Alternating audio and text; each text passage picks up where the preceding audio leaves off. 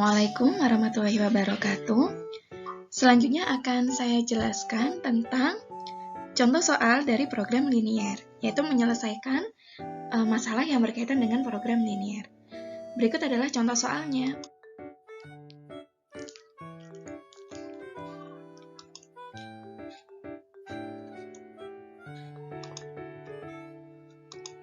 Nah, ini adalah contoh soalnya. Pak Doni adalah seorang peternak ikan. Dalam kondisi pandemi yang tak menentu ini, Pak Doni tetap optimis dan pantang menyerah untuk menjalankan usahanya. Selain giat bekerja, beliau juga tak lupa untuk selalu beribadah dan berdoa agar Allah memudahkan langkahnya dalam mengais rezeki halal untuk keluarganya. Pak Doni ingin membuat maksimal 12 kolam ikan untuk ikan lele dan ikan gurami.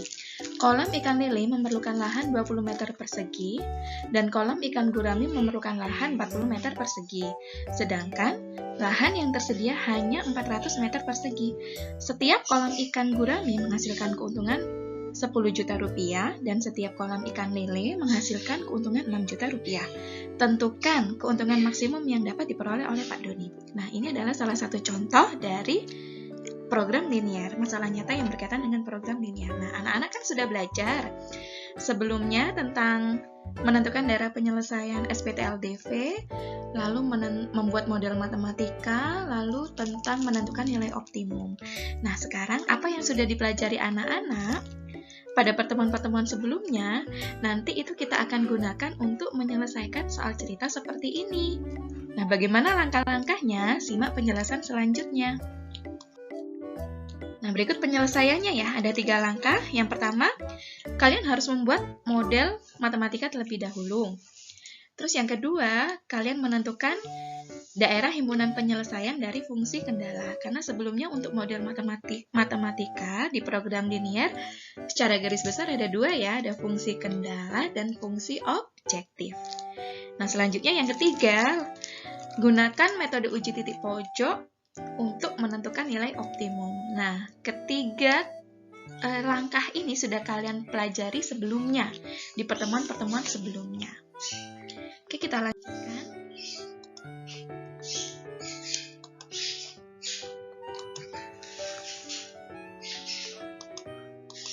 Nah, ini ya.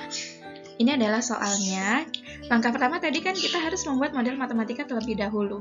Nah, dari soal ini yang pertama adalah kita tentukan variabel X dan Y. Cara menentukan variabel X dan Y adalah lihat tujuan dari soal ini. Tujuan dari soal ini kan ingin mencari keuntungan maksimum. Lah, keuntungan maksimum ini diperoleh dari keuntungan 10 juta untuk kolam ikan lele dan 6 juta untuk kolam ikan lele dan 10 juta untuk ikan gurami. Nah, berarti di sini poinnya yang dibicarakan adalah tentang kolam ikan lele dan kolam ikan gurami. Maka yang kita misalkan ke variabel X dan Y adalah banyaknya kolam ikan lele dan banyaknya kolam ikan gurami. Seperti ini. Misal X adalah banyaknya kolam ikan lele dan Y adalah banyaknya kolam ikan gurami. Selanjutnya, kita buat tabel ya untuk memudahkan seperti yang sudah saya jelaskan di pertemuan sebelumnya.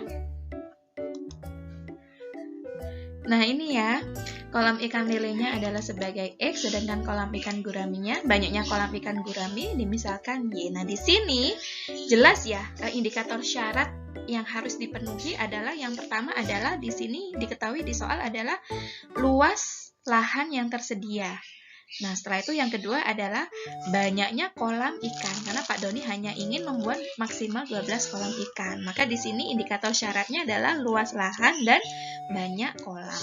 Nah, di sini luas lahan kolam ikan lelenya berapa? Nah, di sini luas lahan kolam ikan lelenya adalah 20 meter persegi. Karena tadi X adalah banyaknya kolam ikan lele, maka bisa kita tulis di sini adalah 20X.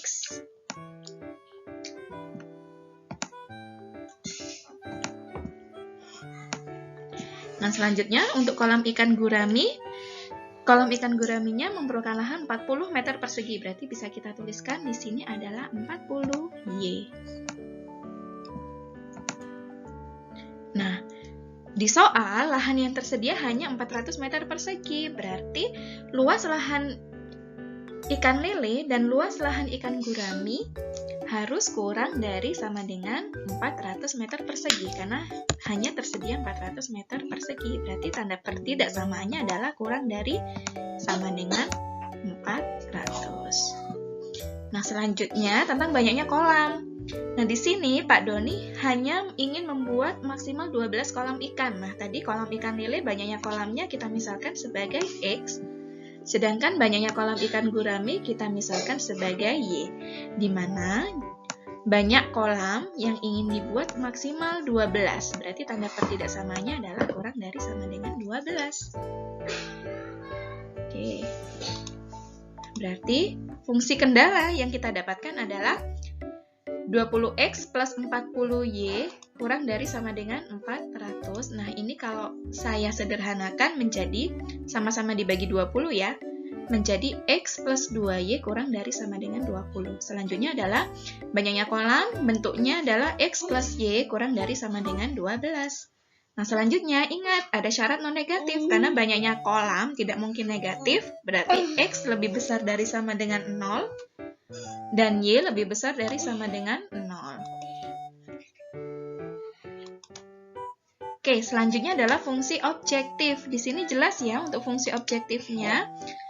Keuntungan untuk kolam ikan lele itu 6 juta. Nah, banyaknya kolam ikan lele tadi kan X, berarti bisa kita tuliskan Z sama dengan 6 juta X ditambah keuntungan kolam ikan guraminya adalah 10 juta, berarti ditambah 10 juta Y. Atau bisa kita sederhanakan penulisannya menjadi Z sama dengan 6X plus 10Y dalam juta rupiah.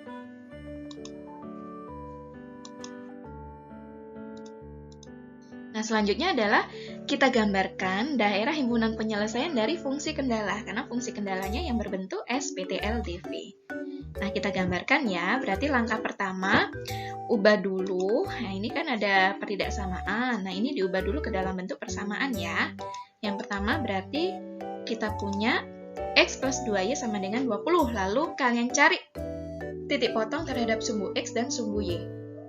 Titik potong pada sumbu X, maka Y-nya sama dengan 0. Kalau titik potong pada sumbu Y, maka X-nya sama dengan 0. Oke ya, berarti seperti inilah. Ini titik potong terhadap sumbu X ya. Kalau Y-nya 0, nah ini kalau 2Y-nya di-nolkan, berarti kan X sama dengan 20. Maka koordinatnya adalah 20,0. Selanjutnya titik potong pada sumbu Y-nya, berarti kan X-nya 0. Berarti 2Y sama dengan 20, otomatis Y-nya sama dengan 10, maka koordinatnya adalah 0,10. Nah, selanjutnya untuk pertidaksamaan yang kedua, kita ubah dulu ke dalam bentuk persamaan. X plus Y sama dengan 12, maka titik potong pada sumbu X, Y-nya 0 ya, jelas X-nya sama dengan 12, berarti 12,0. Lalu Y-nya, titik potong pada sumbu Y-nya, X-nya 0. Jelas Y-nya sama dengan 12, maka koordinatnya 0,12. Nah, langkah selanjutnya adalah kita gambarkan ya titik-titik ini pada koordinat kartesius, lalu kita tarik garisnya.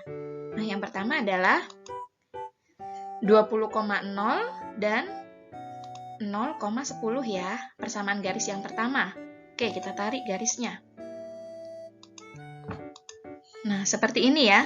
Nah, di sini ya 20,0 di sini ya, lalu 0,10. Lalu usahakan daerah penyelesaian yang bersih ya, yang salah yang diarsir. Nah, perhatikan di sini kan X-nya sudah positif ya, koefisien X-nya, dan tanda pertidaksamanya adalah kurang dari sama dengan. Maka daerah penyelesaiannya adalah di sebelah kiri garis. Nah, sebelah kiri garis berarti di sebelah sini ya. Maka yang salah yang saya arsir. Oke, selanjutnya untuk yang kedua, pertidaksamaan yang kedua. Nah, seperti ini ya. 12,0 berarti di sini dan 0,12 berarti di sini, garis yang warna merah. Lalu kita tarik garisnya warna merah. Nah, setelah itu di sini kita cek koefisien X sudah positif dan tanda pertidaksamaan kurang dari sama dengan, maka daerah penyelesaian di sebelah kiri garis. Yang sebelah kanan ini diarsir ya. Berarti daerah penyelesaiannya sebelah kiri. Oke, selanjutnya masih ada syarat non-negatif, X lebih dari sama dengan 0 dan Y lebih dari sama dengan 0. Sudah dijelaskan sebelumnya, kalau X lebih dari sama dengan 0 dan Y lebih dari sama dengan 0 itu terletak di kuadran 1. Kuadran 1 berarti yang ini ya.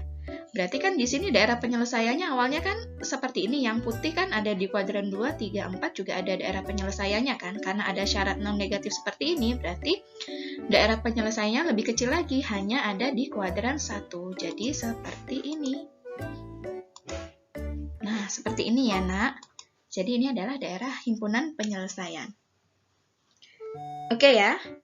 Karena X lebih dari sama dengan 0, Y lebih dari sama dengan 0, jelas ya, ada di sini ya. Ini kan X lebih dari sama dengan 0 dan Y lebih dari sama dengan 0. Oke, selanjutnya setelah kita mengetahui gambar daerah penyelesaiannya, langkah selanjutnya adalah kita cari titik pojoknya. Kita gunakan metode uji titik pojok untuk menentukan nilai optimum. Ini ya, metode uji titik pojok. Nah, kita ingat lagi, tadi kan fungsi objektif yang sudah kita tuliskan Z sama dengan 6 juta X plus 10 juta Y kan?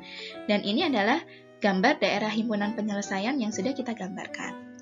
Nah, selanjutnya kita cari titik pojoknya. Berarti titik pojoknya kan ada titik 0,0, lalu ini 12,0, lalu 0,10, dan titik ini ya yang nggak kita ketahui ya, karena kebetulan saya memakai aplikasi, jadi terlihat langsung ya di sini titiknya berapa ya. Tapi kalau kita menghitung secara manual, berarti kalian harus mencari koordinat titik potong kedua garis ya. Berarti titik ini saya misalkan titik A ya. Nah ini titik pojoknya ya. Titik pojoknya ada 0,0, 12,0, 0,10 dan titik A, lalu ini adalah fungsi objektifnya Z sama dengan 6X plus 10Y dalam juta rupiah. Nah, sekarang kita cari titik A ya.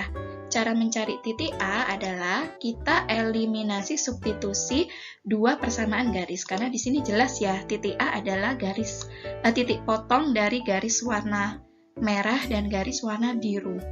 Oke, dan kita tahu tadi garis warna biru itu kan tadi persamaannya X plus 2Y sama dengan 20 kan? Sedangkan garis yang warna merah tadi X plus Y sama dengan 12. Nah, kita hilangkan variabel X ya, berarti kita kurangi.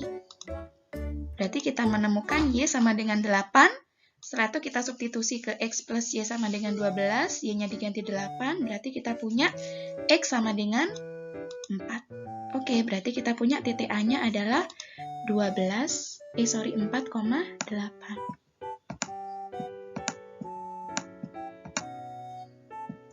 Oke, selanjutnya kalian substitusi semua titik pojok ke dalam fungsi objektif. Nah, yang pertama, kalau titik pojoknya 0,0, oh berarti X-nya kita substitusi 0, Y-nya kita substitusi 0, jelas hasilnya adalah Z-nya sama dengan 0. Nah, setelah itu yang kedua, untuk X sama dengan 12 dan Y sama dengan 0, kita substitusi, jelas kita menghasilkan 6 kali 12 ya. Plus Y-nya kan 0, berarti 10 kali 0, 0 kan? Berarti tinggal 6 kali 12 saja, 72. Selanjutnya 0,10, oh berarti X-nya 0, 6 kali 0, 0 kan ya? Berarti tinggal 10 dikali 10. Jadi jawabannya adalah 100. Nah, selanjutnya berarti 6 dikalikan 4, karena X-nya 4 ya, ditambah 10 dikali 8. Berarti 24 ditambah 80 ya, berarti sama dengan 104. Nah, sekarang kalian cek nilai dari fungsi objektif mana yang paling maksimum, karena yang ditanyakan adalah keuntungan maksimum kan ya. Jelas nilai fungsi objektif 104 ini merupakan nilai maksimumnya. Maka dapat kita simpulkan bahwa keuntungan maksimum yang diperoleh Pak Doni adalah 104 juta. Karena ini disederhanakan ya dalam juta rupiah, berarti kita tinggal menambahkan 06. Oke, sekian. Semoga anak-anak paham dan bisa mengerjakan latihan soal dengan baik dan benar. Sudah tutup. Wassalamualaikum warahmatullahi wabarakatuh.